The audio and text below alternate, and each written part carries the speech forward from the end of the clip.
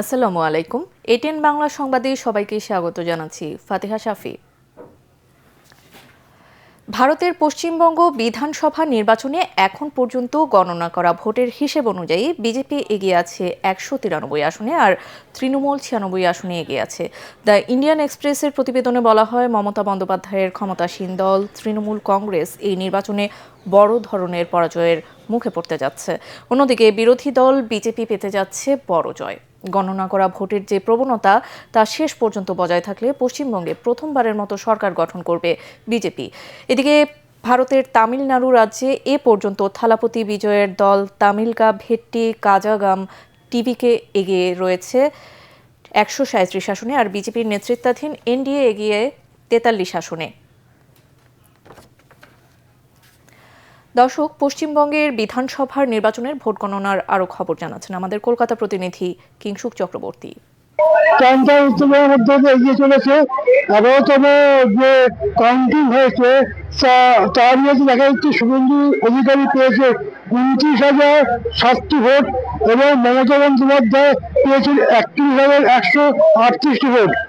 নাগাতে খবর আসছে যেভাবে বিজেপি তার জয়রথ এগিয়ে নিয়ে চলেছে, তাদের ভবিষ্যতে বিজেপি যে পশ্চিমবঙ্গে সরকার গঠন করতে চলছে তার কিছু কোনো অস্তিত্ব নয়। তো এইভাবে আমরা এগিয়ে চলেছি। প্রতি মুহূর্তে যে আপডেট আমরা দেওয়ার চেষ্টা করছি। বিদেশি বিনিয়োগ আকৃষ্ট করতে প্রকল্প অনুমোদন প্রক্রিয়া সহজ করার নির্দেশ দিয়েছেন প্রধানমন্ত্রী তারেক রহমান। বস্ত্র ও পাট মন্ত্রণালয়ের সাথে বৈঠকে প্রধানমন্ত্রী এই নির্দেশনা দিয়েছেন বলে জানিয়েছেন প্রধানমন্ত্রীর প্রেস উইং। সচিবালয়ে মন্ত্রিপরিষদ বিভাগের সভাকক্ষে বস্ত্র ও পাট মন্ত্রণালয়ের আওতাধীন বন্ধ কলকারখানাগুলোর বর্তমান অবস্থা ও করণীয় নিয়ে সংশ্লিষ্ট মন্ত্রণালয় এবং দপ্তরের কর্মকর্তাদের সাথে প্রধানমন্ত্রীর এই বৈঠক হয়। বৈঠকে প্রধানমন্ত্রী বলেন, সরকার একটি বিনিয়োগ বান্ধব পরিবেশ গড়ে তুলতে প্রতিশ্রুতিবদ্ধ। এ লক্ষ্য অর্জনে বিনিয়োগ প্রক্রিয়ায় বিদ্যমান জটিলতা দূর করা জরুরি। দীর্ঘদিন ধরে বন্ধ থাকা সরকারি কলকারখানাগুলোতে যারা আন্তরিক বিনিয়োগ করতে চান তাদের প্রয়োজনীয় সহযোগিতা দেওয়ার আশ্বাসের কথাও বলেন প্রধানমন্ত্রী। সংরক্ষিত নারী আসনের সংসদ সদস্যরা দেশ, জাতি ও গণতন্ত্রের পক্ষে ভূমিকা রাখবে বলে আশাবাদী বিএনপি মহাসচিব মির্জা ফখরুল ইসলাম আলমগীর। যোগ্য নারীদের দল মূল্যায়ন করেছে জানিয়ে তিনি বলেন, নারী পুরুষের সমন্বিত উদ্যোগে তৈরি হবে নতুন বাংলাদেশ। শহীদ রাষ্ট্রপতি জিয়াউর রহমান ও সাবেক প্রধানমন্ত্রী বেগম খালেদা জিয়ার মাজারে সংরক্ষিত নারী আসনের এমপিদের নিয়ে শ্রদ্ধা জানাতে গিয়ে এসব কথা বলেন মির্জা ফখরুল।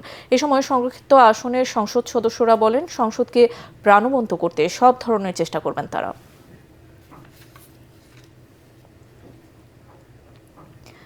বর্তমানে যেসব সাংবাদিক কারাগারে আছেন তাদের প্রত্যেকের বিরুদ্ধে অন্তর্বর্তীকালীন সরকারের অভিযোগ রয়েছে। তারা বিভিন্ন অপরাধের সাথে জড়িত বলে মন্তব্য করেছেন তথ্যমন্ত্রী জহিরউদ্দিন স্বপন। দুপুরে জাহাঙ্গীরনগর বিশ্ববিদ্যালয়ের সত্যজিৎ রায় চলচ্চিত্র উদ্বোধন শেষে সাংবাদিকদের সাথে আলাপকালে তিনি এ মন্তব্য করেন। এ সময় তিনি আরও বলেন, মূলত ফ্যাসিবাদের আমলে গণতান্ত্রিক সংগ্রামের উপর যে অত্যাচার নির্যাতন হয়েছে তাতে কোনো কোনো সাংবাদিকের বিরুদ্ধে সহযোগিতার অভিযোগ রয়েছে।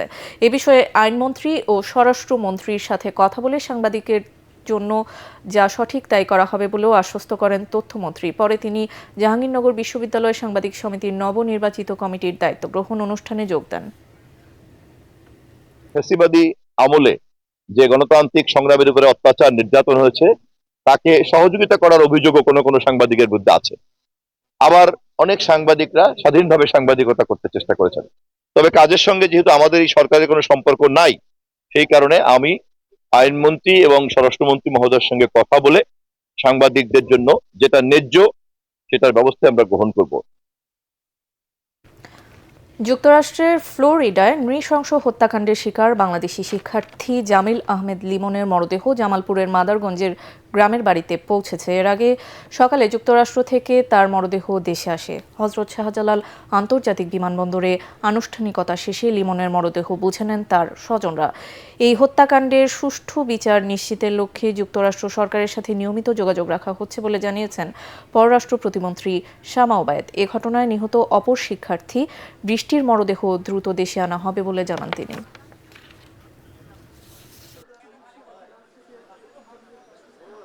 আমরা যুক্তরাষ্ট্রের সরকারের সাথে নিয়মিতভাবে যোগাযোগ রাখছি যাতে এই হত্যাকাণ্ডের সুষ্ঠু তদন্ত হয় এবং অবশ্যই আমরা আমাদের বিশ্বাস যে যুক্তরাষ্ট্র সেই তদন্ত কমপ্লিট করবে। তো আপনারা জানেন লিমনের সাথে আরও একটি মেয়ে আমাদের বাংলাদেশের সন্তান বৃষ্টি ও নিহত হয়েছে, খুব শীঘ্রই ফেরত আনতে পারে সে কার্যক্রম চলছে, কাজ চলছে।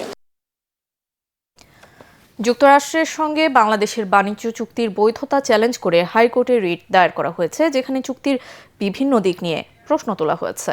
রিটে উল্লেখ করা হয়, জাতীয় নির্বাচনের 3 দিন আগে চুক্তিটি সম্পন্ন হওয়ায় বিষয়টি যথাযথভাবে জনসম্মুখে আসেনি। রিটকারীর অভিযোগ, চুক্তিতে বাংলাদেশের স্বার্থ যথেষ্টভাবে প্রতিফলিত হয়নি এবং এতে মার্কিন স্বার্থ প্রাধান্য পেয়েছে। এছাড়া চুক্তির আওতায় দীর্ঘমেয়াদে এলপিজি ক্রয় সংক্রান্ত একটি শর্ত নিয়েও আপত্তি তোলা হয়েছে। রিটে বলা হয়, এ ধরনের শর্ত বাজার প্রতিযোগিতা ও বিকল্প উৎস থেকে ক্রয়ের সুযোগ সীমিত করতে পারে, যা পুনর্বিবেচনার দাবি রাখে।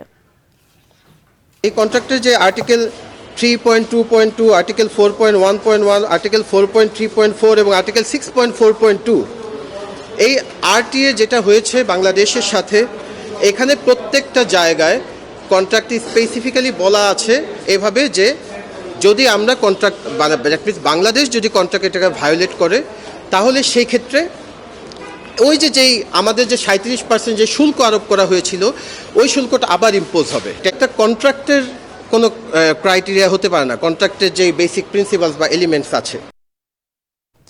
এবার মধ্যপ্রাচ্য যুদ্ধ প্রসঙ্গ।